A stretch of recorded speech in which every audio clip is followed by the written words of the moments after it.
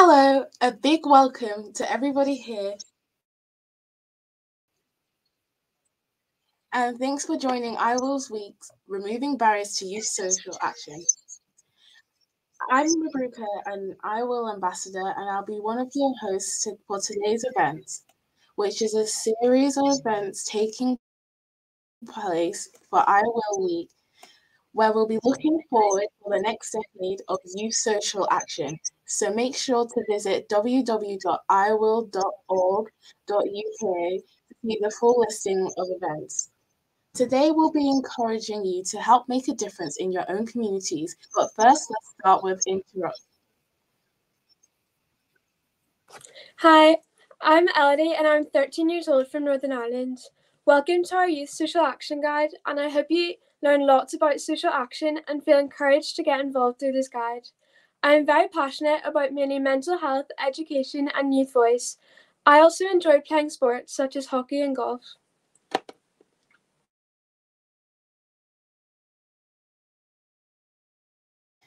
Hi, I'm Mabruka again, 14 years old from South Yorkshire.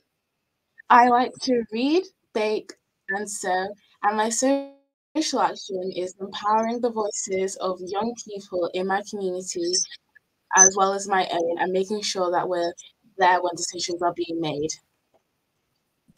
Hi, I'm Eden. I'm 20 years old. I'm from Northern Ireland. I enjoy reading, writing, and taekwondo.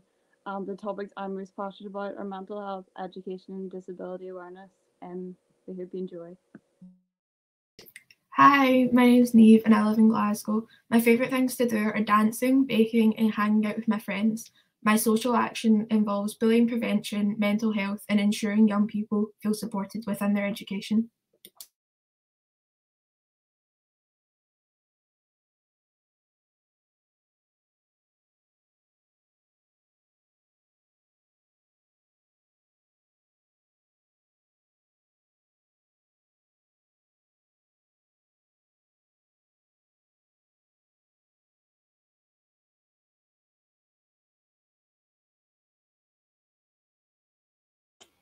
And we've also got Hinal today as well. She's 12 years old from West Yorkshire.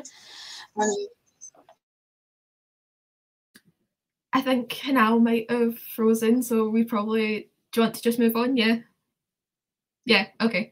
So first I'm going to be talking about why youth social action is important. So youth social action is important as it encourages, empowers and influences young people to use their voice and speak up about the issues they feel strongly about.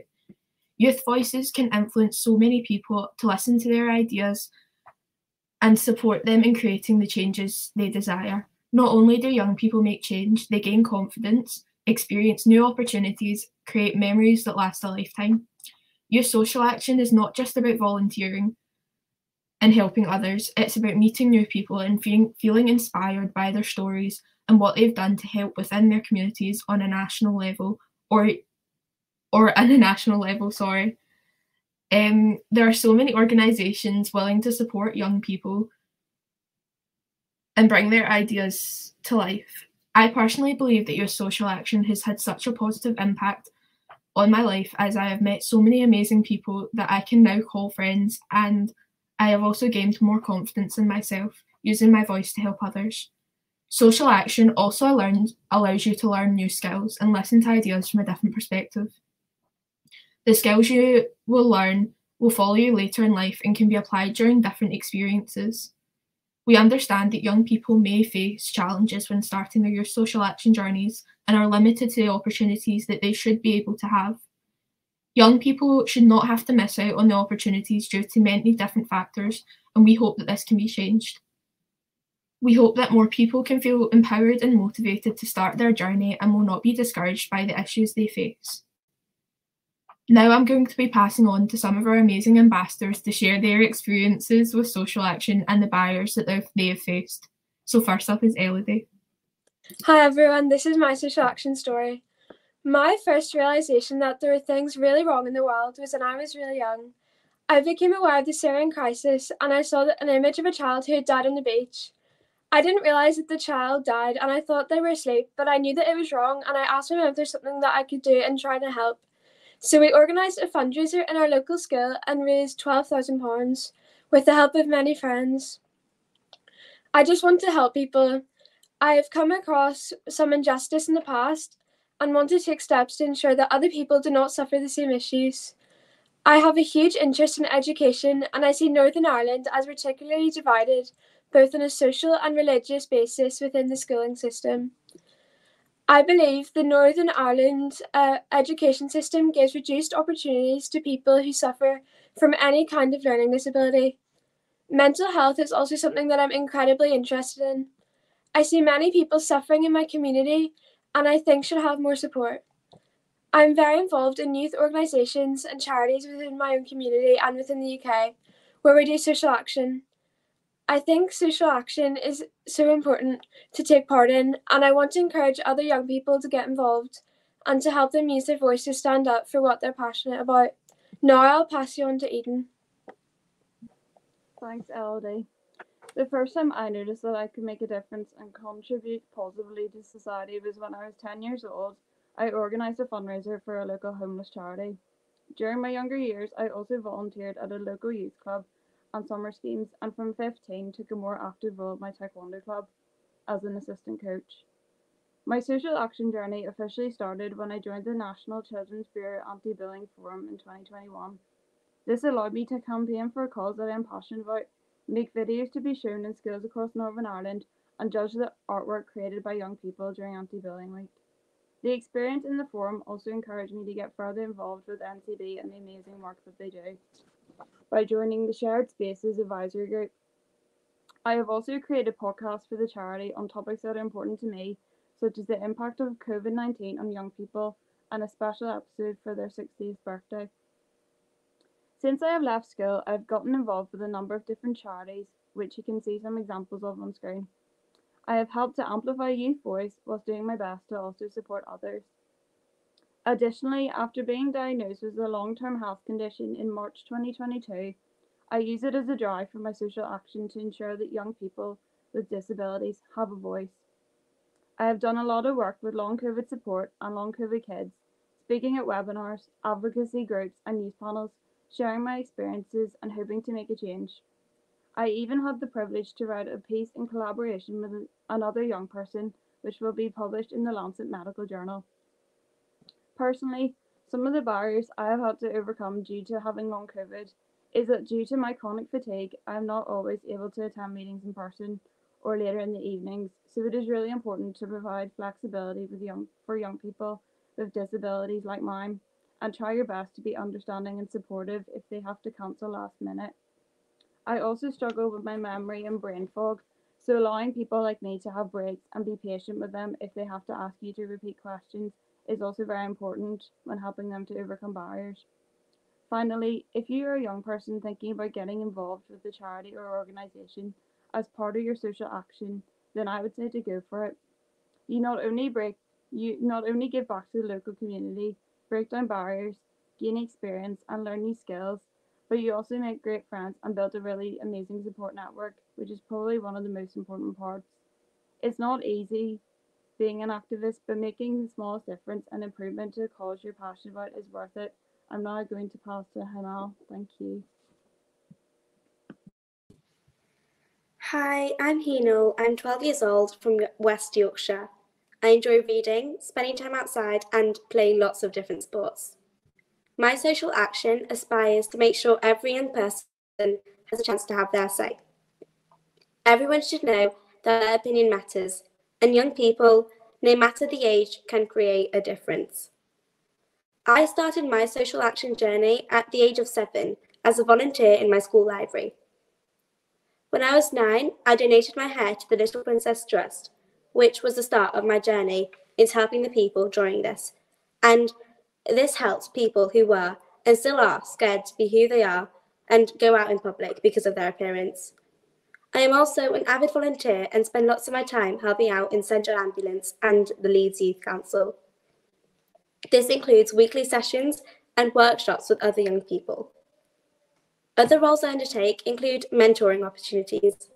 I really enjoy tutoring children who are in lower years than me, and I especially loved being a buddy to the children in reception when I was in Year 3. Finally, in school, I am part of the junior leadership team, where I help the teachers understand our views so that we can help making go to school a better experience. I am an eco ambassador and a school food champion, where we are working alongside Bite Back to help make school dinners better for pupils. I am also an equality ambassador, and I believe that everyone should have a say, no matter the age, race, or gender. As someone who started social action at a really young age, I have realised that social action doesn't have to be something that is very hard to achieve. It doesn't have to be something that is massive. Your social action journey could literally start by raising money for a charity with your friends. It doesn't have to start off with an organisation. If you are passionate about a particular cause, try seeing how you can get more involved in making it better. Social action can also be about getting involved with small acts, as this can lead to big changes. Remember, social action takes many forms. The main thing is to do what you enjoy and spread your cause.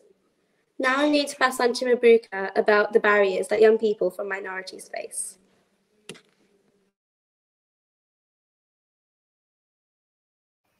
Hi, I'll be talking about the challenges that minorities face when it comes to getting involved in social action. As a Black hijabi, I've had my fair share of challenges when it comes to making a difference in my community, especially as I live in a predominantly white area. And I'll be talking about one of the challenges I think many minorities face, and that is that parents may not understand. A challenge that I faced when starting youth social action was that I had to educate my parents about the idea of volunteering and youth social action. I know as a fact, when I first started, my mum properly did not understand what it was. She asked questions such as, what is volunteering? Why should I be doing this? And she wanted me to focus on school instead. And obviously, we spend time trying to gain our parents' approval. And I know that I'm not the only one, so write in the chat if you're not the only one that faces it. And also, I think what doesn't help is that for many parents whose English is not their first language, is that they face many barriers, and like such as youth social action, like the word is not actually in many languages. So when you're actually trying to explain it to your parents, they might not understand it because it's just a word that doesn't exist in their native language. And another thing is that like religion, for me as a Muslim, one of our 5 pillars of Islam is zakat, which is donating to charity and volunteering. Volunteering is already part of our religion. We see it as something normal. So for many people that like have a religion, they may not understand why you're going above and beyond. They don't think it's anything special, as it's something that you're.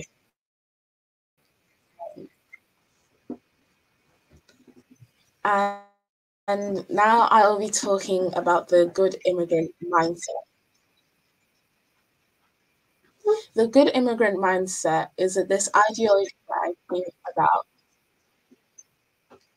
When I first read a book called The Boxer by Nikesh Shukla,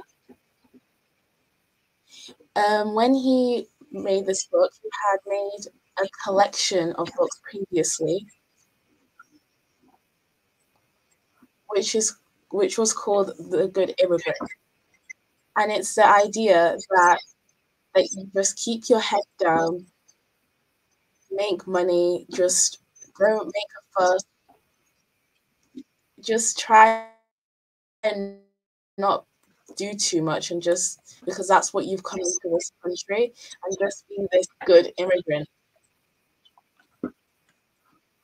And referring back to the book, you can see it causes a deterioration with the character and his father.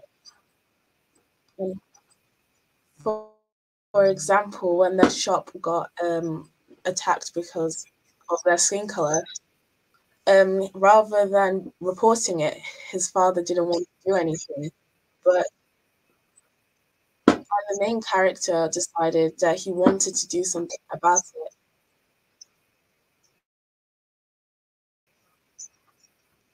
And linking back to now, it's many people have this belief that we don't have the right to complain or to be upset with what people say. And also, and because that's something that many cultures have, whenever you try to go out of this mindset, it breaks cultural norms. So you feel isolated when you want to make a difference because many people just think it's normal when it's not. It's not normal to be ashamed, and you should have the right to be upset. So now I'll be moving on to how can we work together to reduce these challenges. So the first thing you can do when dealing with such things is talking with your parents. I had to take the time to properly explain to my mom what social action was. And even though she was a bit apprehensive,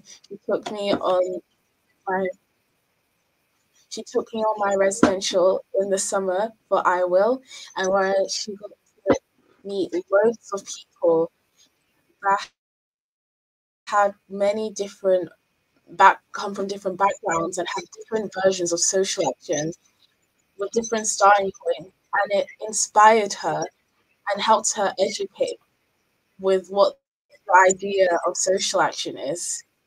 And now she's my biggest supporter when it comes to making a difference. When I actually had the first idea of actually creating this workshop, she was the first person I went to.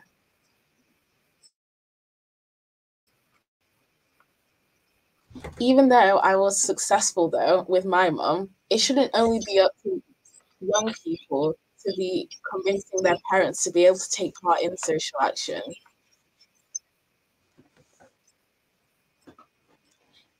And I'm talking to the organizations here.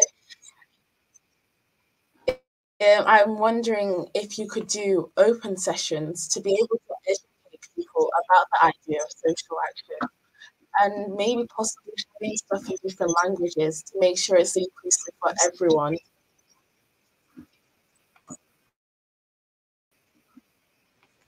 And also for the organizations here, how many of you actually talk to heads of faith?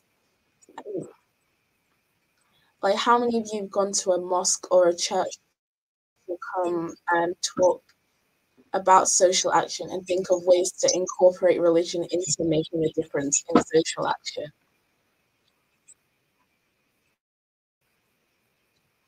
And I'm talking for all the young people here now. Don't be scared to speak up to people at school.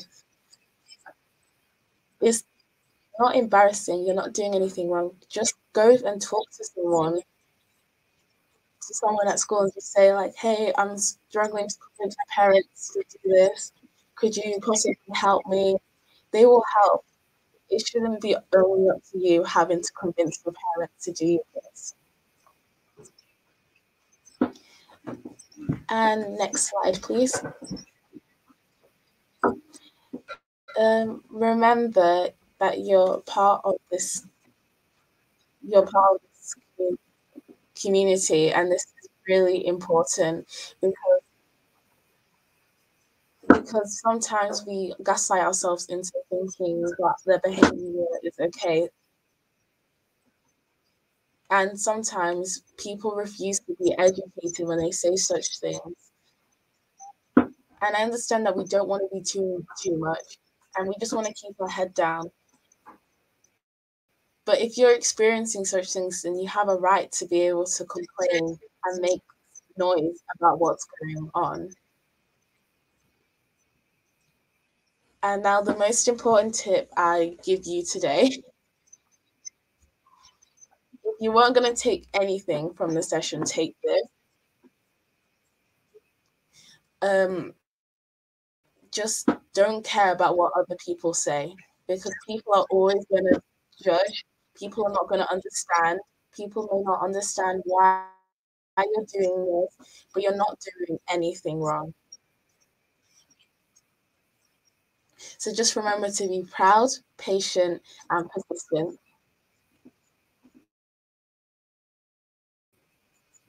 And thank you very much for this part. And I'll be moving on to our advice on how to actually start social action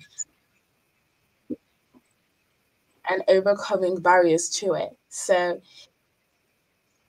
we're going to start with how to find your cause with Eden. Thank you. So here are some examples on how to find your cause. Firstly, finding something that catches your attention, whether that be on social media or via your friends, family, school, uni, college, or workplace. Something that catches your attention can make you more driven to take action. Secondly, find something you're passionate about. This will help keep you motivated if you ever find yourself in doubt. Also, find something that occurs regularly that can help you to build up a social action routine and build up the motivation to keep fighting for the cause. Also, keep finding something that is important to you. This will make you more likely to keep going and to make that important change. Finally, find something that you wish you could change. If you had all the power in the world, what would you make better? What would you improve for young people? How can you make the difference? Now passing on to Elodie. Thanks, Eden. Now I'm going to be talking about how to actually start social action. I think everyone has a different social action starting point. Social action is a powerful way to make such a positive impact. My starting point for social action was because I experienced injustice myself, and it motivated me because I didn't want other people to experience the same thing. I think you should recognize some of the changes in areas that may be unfair and identify an issue you're passionate about. There are so many ways you can make a difference. You could help people in your local communities, volunteer at a charity or local organisations, raising awareness online, take opportunities in school. The possibilities are endless. I think it's important when wanting to begin social action to remember that it doesn't have to be something revolutionary, and small actions make a big difference. iwill is also a great opportunity to get involved in social action, and it gives you the opportunity to have your voice amplified. Finally, Neve will talk about where to find support with starting your social action. Hi, I hope you're enjoying the event so far.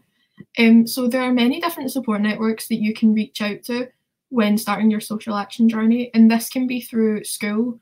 So teachers and support staff can be very good support networks, as they can guide you through the process of starting your social action journey and support you in the barriers and challenges that you may face. Parents and guardians can be very good support networks to help you focus on the best way to start your journey and the main areas that you want to cover in your social action. Sometimes parents may not fully understand the social action, but having a conversation with them explaining the importance of removing barriers for young people can be very beneficial. Out of school clubs and activities are very good support networks, as they can increase your confidence and improve communication skills as well as creative thinking.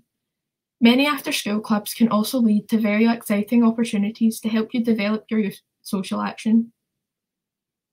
Friends and family. It's very good to sit down with friends and family and discuss the issues that you want to tackle and the different ideas you may want to work on during your journey. Family and friends can also give a different perspective and possibly provide ideas that you may not have thought of and would like to develop over time. Many charities that you volunteer for will also provide support when you're starting your social action. They want to support you in the best way possible and listen to the ideas that you have and potentially provide you with support to make them a reality. Charities and organisations understand that starting your your journey in your social action can seem a bit overwhelming and as if you don't know where to start. So they will offer support and advice to support you throughout whatever you need. Another piece of advice that I would give is to speak to other young people that are in social action. They understand how daunting it can be starting your journey, and they can offer support and advice on the best way to get started.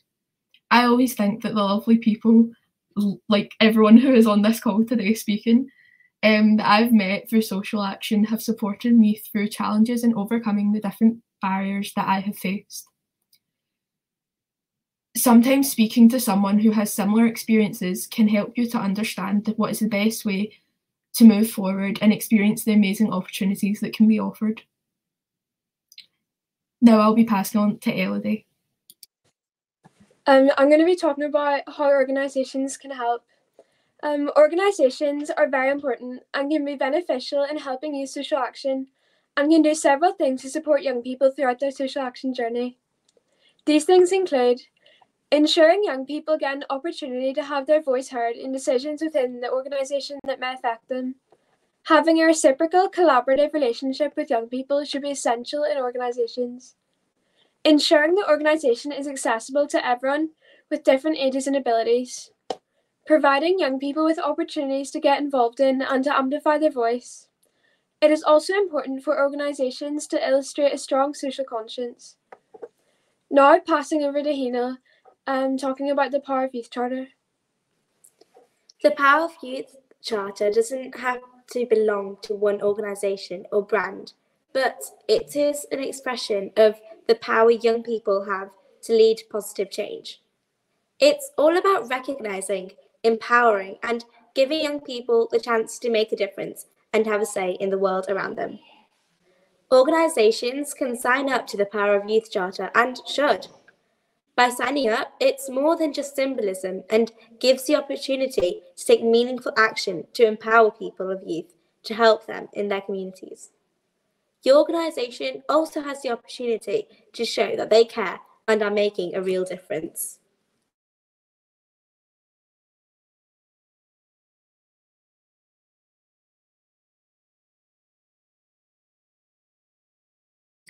That takes us to the end of our... For everyone here,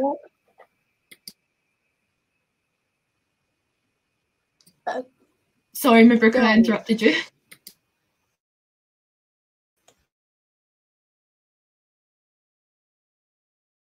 I was just going to say for everyone here, do you have any questions? Because I've seen one question in the chat asking us how can we start youth social action in our community?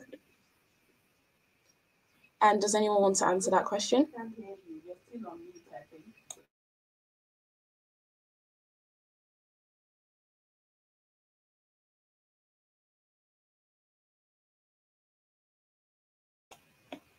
You can literally just start youth action in your community by anything really. It doesn't have to be something massive like Elodie said. You could start it by raising money for a charity with your friends, or you can even just have a bake sale at school.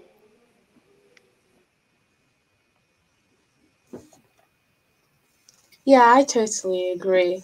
It doesn't have to be this big thing, and I think that's what we really need to get across. It doesn't have to be this massive thing. Go to the Prime Minister first day. Just start something small. Yeah, I was just going to say the way that I started was just through volunteering for different charities that were quite close to my house. So I did work with the British Heart Foundation and also with my school's charity as well, and that was how I got involved. And then through that, when my school had recognised some of the work that I had been doing, it opened up more opportunities. And it does represent the idea that if you do make a start, there is always an opportunity for you to take your social action to somewhere else, and you end up meeting so many amazing people and also having so many amazing experiences.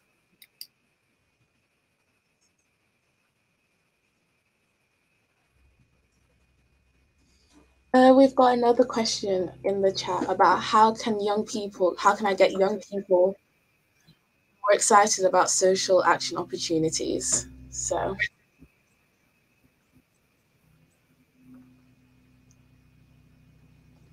does anyone want to answer it, or should I? I would say through just explaining more about what it involves. I think when people know, people kind of feel almost that they might be alone in it, and a lot of people don't want to join in with them. But if you could almost just explain the benefits of it and the experiences that you have, because I know that I've had so many amazing experiences in youth social action, and 2 years ago I probably wouldn't have got involved because I wasn't as confident. But it's that first step. You just need to, it's more encouragement, and I think if there's a greater depth of kind of like knowledge about it, then more people will want to get involved.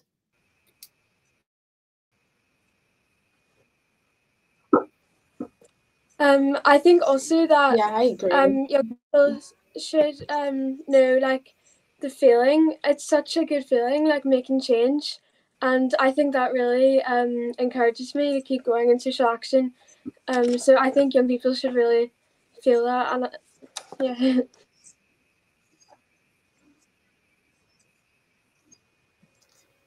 We've got another question. I love the top tips on what organisations can do to support. Do you have a top tip? Sorry, could you repeat that again? Do you have a top tip on how organisations can support? I would say through, my thing would be probably involvement. So whether that's maybe short sharing on social media or throughout the company or the business or the organisation, like there should be a lot more talk about it. And if you are truly showing your involvement by sharing on social media, then it opens up more opportunities, and also it shows that you're willing to help out.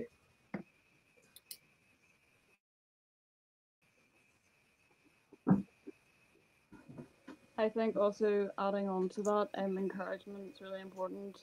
Just helping to motivate them to keep going, and if they're having difficult experiences or they do have barriers to overcome, then allowing them accessibility requirements and anything that they might need, and encouraging them to keep going.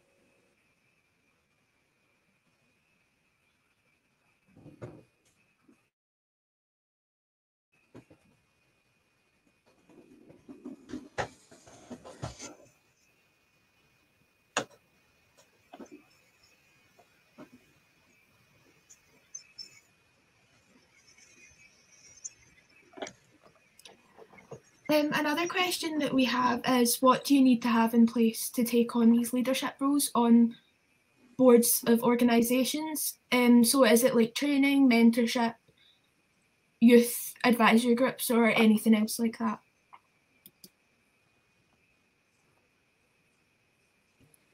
I would say that you don't really need any training to get onto the organisation, just as long as you sort of know what youth social action is, and as long as you can really resonate with it.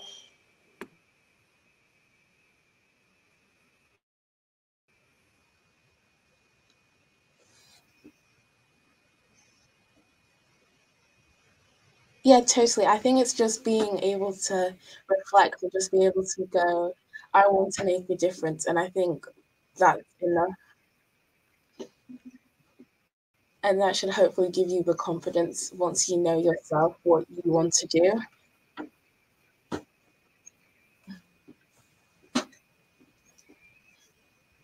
We also have another question. What or which role model gives you hope for the future?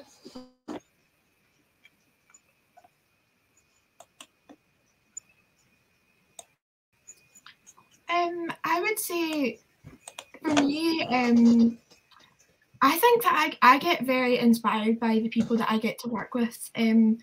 So with my work through Respect Me and then also the I Will movement, because I have met so many amazing people, but also hearing so many amazing stories of things that I never even thought were possible to do. I remember sitting hearing some of the ambassador stories, and I thought, like, it's really nice and really, it makes me really happy to know that there's people who are thinking the same things as me and are wanting to make similar changes. And it makes me feel like if we can all group together, we do have a lot more support for the future, and also kind of hopefully inspiring kids that are younger than us to take similar action.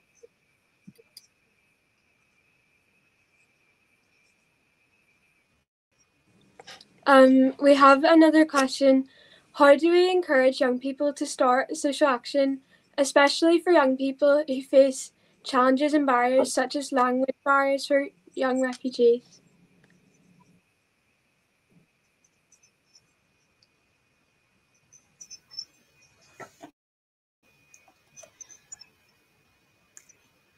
I think we should try as possible to make it as inclusive as possible.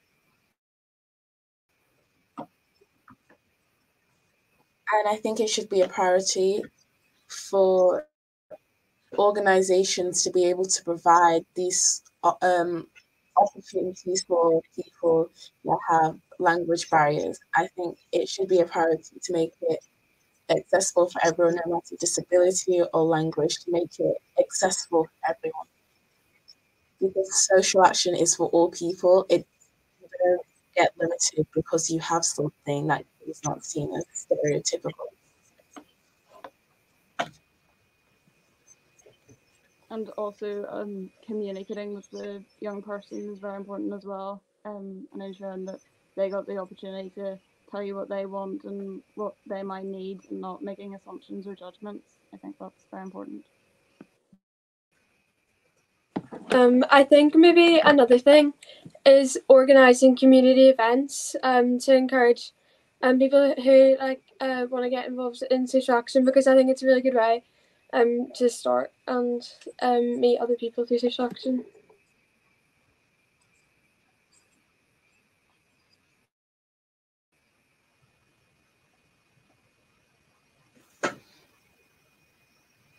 So that takes us to the end of our session. We want to say a huge thank you for attending, and we hope that you found it fun and enjoyable. So today's session is just one of many events and activities that's being delivered for this year's iwill Week. So please make sure to visit www.iwill.org.uk to see the full listing of events. So there is another session starting at 5:30 with iwill Ambassador Kiara on deaf awareness training. If you've enjoyed the session today, please tell people about it by sharing it on your social media, tagging the iwill movement, #iwillweek23 and #powerofyouth on all social media channels. Anyone can join the iwill movement, so we do invite young people, adults and organisations to visit the Get Involved section on the iwill website. That's it from us. Thank you again.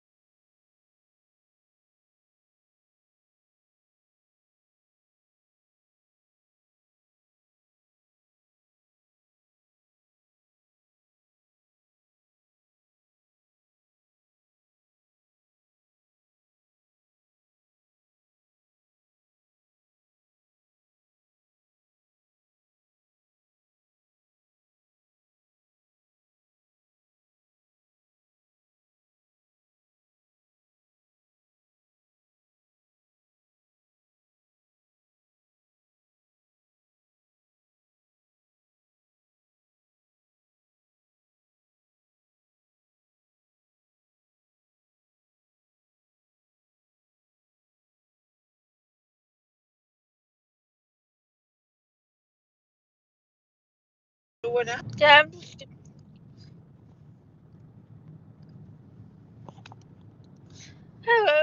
Sorry, they had a wee bit of a problem. My bells went out of so we are driving to McDonald's. As today goes, figured. Welcome to the Deaf 101 of my deaf awareness training for those who are interested in raising awareness of deaf people within your social action. That's right. So, my name's Kira. Obviously, I am a 2022 iwill ambassador. I am now an award-winning disability activist. I have written pieces for Digital Spy and Lumping Chicken. I've also now came to work at the Students Association as a sabbatical officer of diversity and wellbeing. Very exciting. Can we go to the next slide, please? So this training will cover what deafness is, what sign language is, how to grab the attention of deaf, small d deaf young people's attention, and how to support Deaf Awareness Week, which will be in May. Next slide. Now, as I am holding my phone, I cannot demonstrate to you how to sign the alphabet, so we may have to cut this one a wee bit.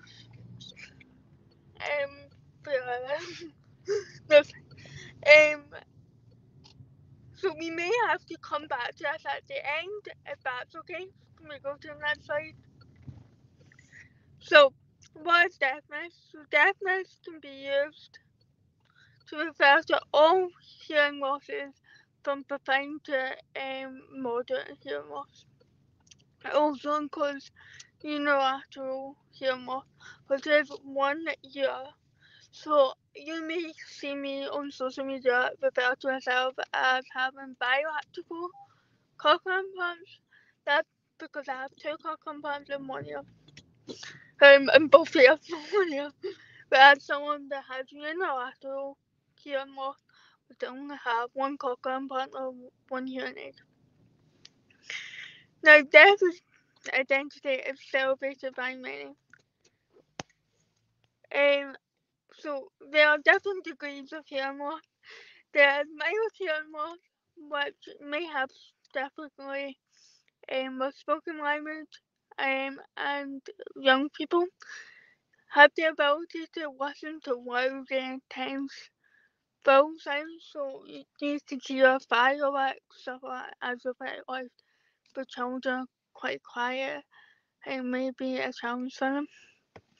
Moderate hearing loss, they miss connotation or consonants, and vowel sounds may have challenges hearing, and hearing aids may be used. Moderate to severe hearing loss, speech becomes inaudible, and hearing aids may not make the speech clear. Now, there is a wee bit of a difference between severe hearing loss and profound hearing loss. Profound hearing loss means that you cannot hear anything, but severe hearing loss means that cochlear implants or hearing aids may be used. Now, for a lot of people, profound hearing loss has the same, that they wear cochlear implants and hearing aids, but one is when you take out the cochlear implants, you can still hear a little bit, whereas profound means you can't hear anything, even when you take out the cochlear implants. Can we go to the next slide? Now, as I mentioned, there are 2 types of hearing devices.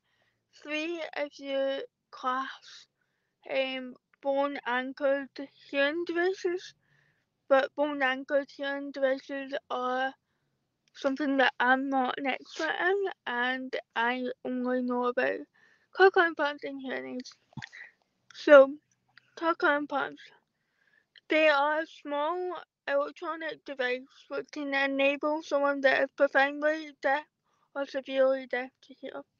It contains a microphone that picks up the environment, a speech processor that selects and arranges sounds picked up by the microphone, a transmitter and receiver that receive the signals from the speech stimulant and convert them to electronic impulses.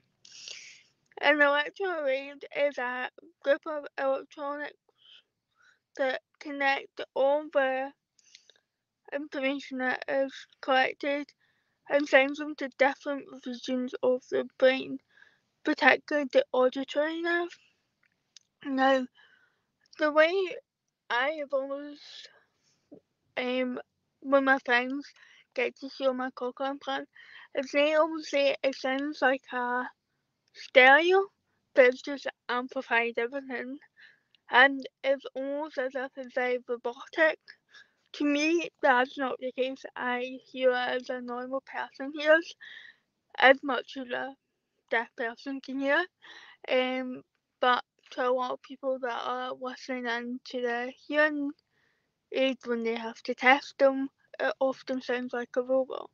Whereas hearing aids are smaller and they do not need an operation to be inserted. So they are small device that can be worn or behind the ear, amplifying some sounds that a hearing person, some of the hearing loss can listen, speak, and engage with more activities.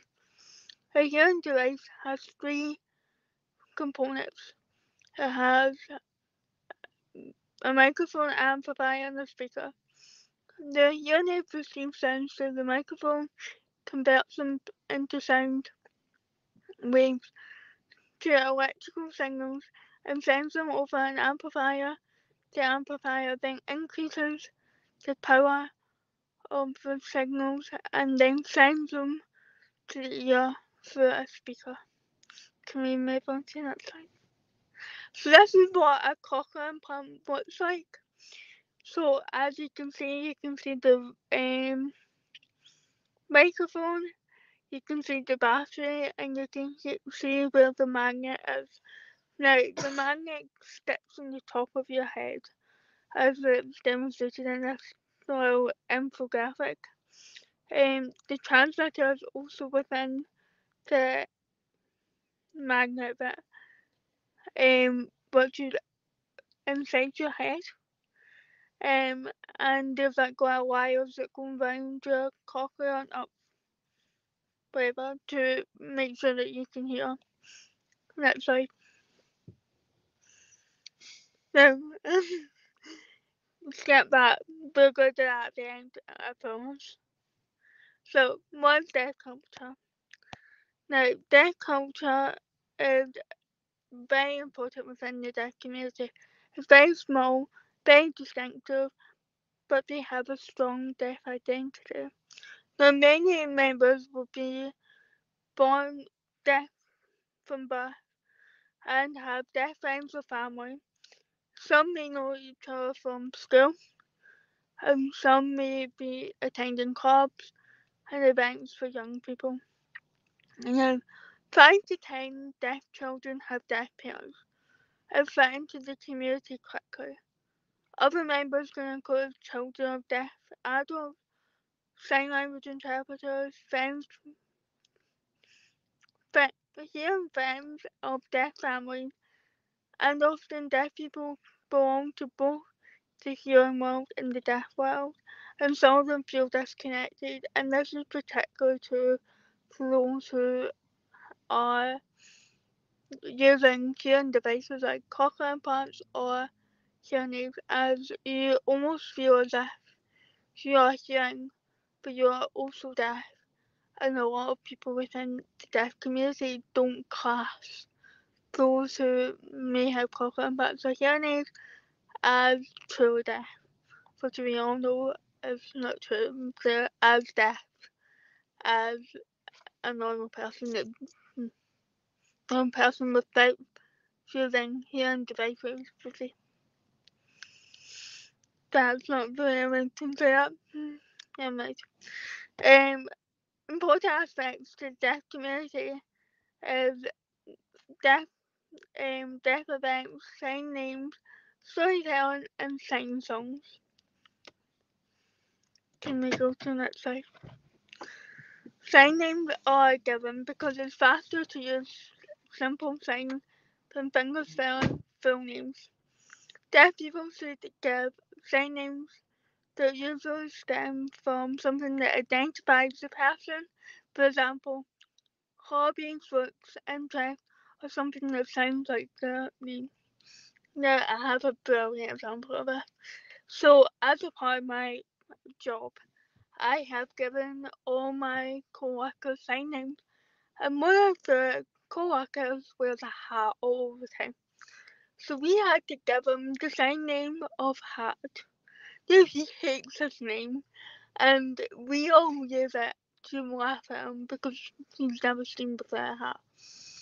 But that's one way that deaf people would identify someone is if they're seen wearing something or they like a colour or something, that we will automatically just pick that, and that is your name forever within the deaf community.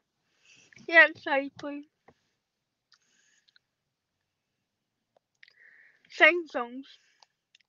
Now, these are songs that are performed in sign language instead of signing the words. Some sign song performers sign in, I don't know how to explain it, SIT, which is spoken English, spoken signed English, which is the way that English is structured. So you would sign, hello, my name is blah blah blah. And some people would translate it to be themselves, so they, instead of being like, hello, my name is, they'll be like, name me what. That's one way they'll do it. And I do have an example of signing BSL, which you'll see in a minute. Now, I particularly made this statement as a lot of hearing people on TikTok were trying to teach other people how to sign in British Sign Language or ASL without having any understanding of the language, and people are going ahead and signing it to their friends without understanding that a lot of the signs may have been inappropriate or may have not been the right signs. Next slide. So here's how you but the video's out there. Oh, there we go.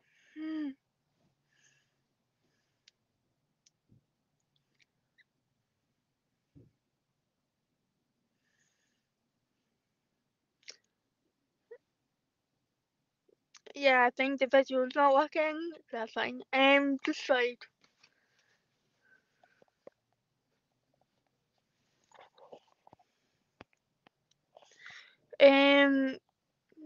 Why don't we come back to that then? Sorry, guys. Thank me. So what's sign language? Sign language is visual language of communicating using gestures, facial expressions, and body language. Within Britain, it is the most common sign language. Now, it has its own grammatical structure and syntax, but I have demonstrated that instead of saying, hello, my name is, they'll say, name me what. And they do that because the thing that you're asking is the most important thing. Now, there are roughly I cannot say that number, 151,000 or something like that. I'm not right. I don't know. It was finally recognised in 2002, however, the BSL Act came into force in 2015, and now in England it has been recognised in 2020. as an official language. So this is a wee demonstration of Yoda, because I always say to people, if you're learning BSL, that it's almost as if Yoda's speaking, because Yoda also says the most important word first and everything else after. And it's a wee image to have in your head when you're trying to sign your name or simple statements like, how are you doing? Just think of wee Yoda speaking. That's right.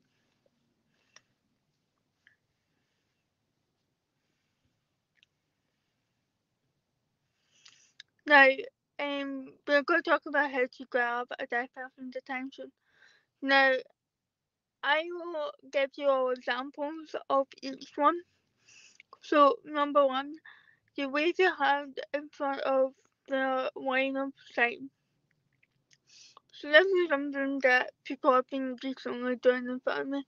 If instead of doing it right in front of my face like this, which is very annoying, they will put their hand in the corner of my eye and I will turn and talk to them. And that is one way you can do it. You can also tap them gently. Be cautious because some deaf people don't like to be tapped. Because it gives them a bit of a fight if you like put your hand on their shoulder and they just jump. Because it's happened to me many times and it's really scary because you don't know who's tapping you. If they have their back to you, wave to the person in front of you and they will tell them what you're saying, and or they will turn around. Fourthly, there's vibration, just like whack a table or stomp before, and usually they will turn their heads to whoever's making the vibrations. And lastly, flip on the lights on and off. This is a wee bit of a last resort, and it won't always work for every deaf person, depending on what other disabilities they also have. Yeah.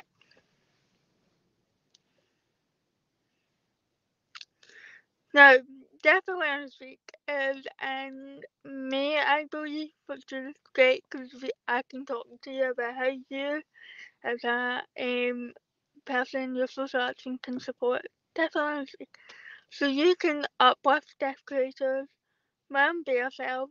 Simple phrases have have such an impact on the deaf people and deaf community. Caption your content if you haven't already. This is something I've seen quite a lot. Is that people will post content without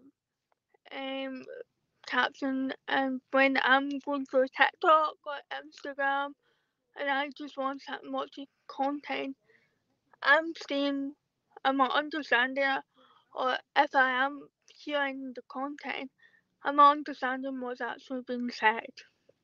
And lastly, support or fundraise for deaf organisations. Next slide.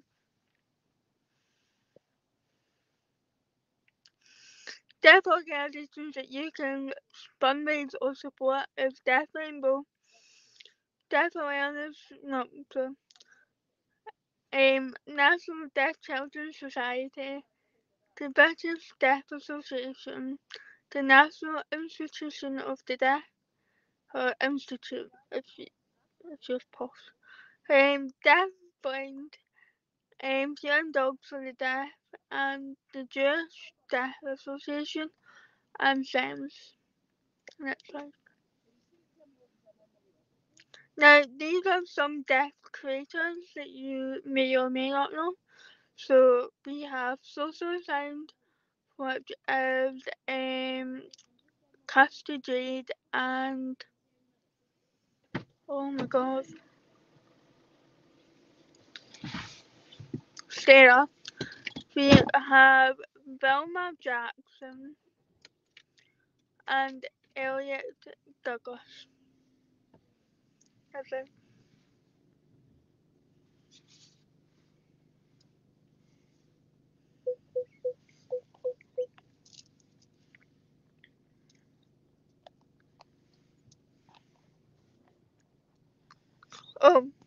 that's the last slide.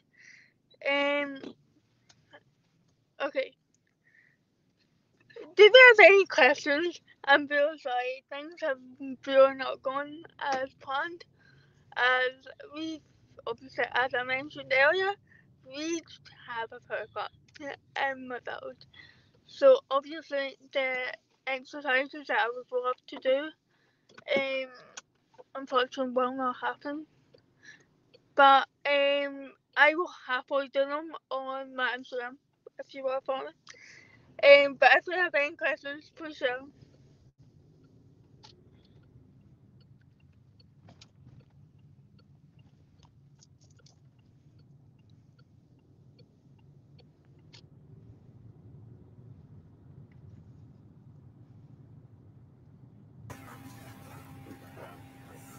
Hi, Kiara. Hi, everyone. Thank you for joining into the event. And thank you, Kiara, for carrying on despite the power cut. I'm Tony. I'm the Youth Development Project Manager here on the iwill Movement team. And Kiara, I'm just going to help you out with some of the Q&As with any questions that are coming in from the audience. So audience members that are tuning in, if you have any questions for Kiara, please put them into the chat box, and yeah, we'll see how we can support. There was a question around whether the slides will be shared. We'll check in afterwards with Kiara to see if we are able to share the slides. If not, recording of all the sessions will be available in the iwill bag for up to 60 days. So this link to access this website will be available for the next 2 months or so to rewatch everything. I'm really sorry. We are about to go into another area that has a power cut. Tony, if you can you just send over any of the questions and I'll answer them? I'm really sorry. Yeah, no, it's okay. Kiara, Kiara, actually, Kiara, if you... Sorry, are you still... I just want to check if you're still there. There are some questions that are coming in if you are able to take them, but if not, audience members, please feel free to put your questions into the chat box, and then what we will do is we'll respond to them and we'll make sure to put it into the iwill bag, answering all your questions. Yeah, that would be great. I'm really sorry again. That's today's not been the time. Thank you all for coming. No worries at all. So, apologies to cut it short, everyone, but we'll make sure to follow up with all the resources and support that you may need around Death Awareness, Death 101. We just want to say a huge thank you for attending, and we hope that you found it fun and enjoyable despite all the technical issues. Again, today's event is just one of the many events and activities that are being delivered this year for iwill Week. So please make sure to visit our website, iwill.org.uk, to see the full listing of events. Tomorrow at 5:30 p.m., we are running our event 20 Slides 20 Second, which is inspired by Pechakucha, with a stack list of guest speakers, all speaking to the theme of belonging. It's a mixture of iwill ambassadors, iwill movement partners, and different stakeholders within the iwill movement. So please join us at 5:30 p.m. tomorrow on the same link. If you enjoyed the session today, please tell people about sharing it on your social media feed by tagging at iwill_movement and using hashtags hashtag iwillweek23 and hashtag power of youth on all social media channels. Anyone can join in the iwill movement. So we invite young people, adults, and organizations all across the UK to get involved. Again, visit our website and just look for the Get Involved section for further details. Again, thank you so much, everyone, for taking part in this evening. We hope you had a great time, and we look forward to seeing you all at the various iwill movement event taking place. But have a lovely evening wherever you're dialing in from, and we'll see you soon. Take care.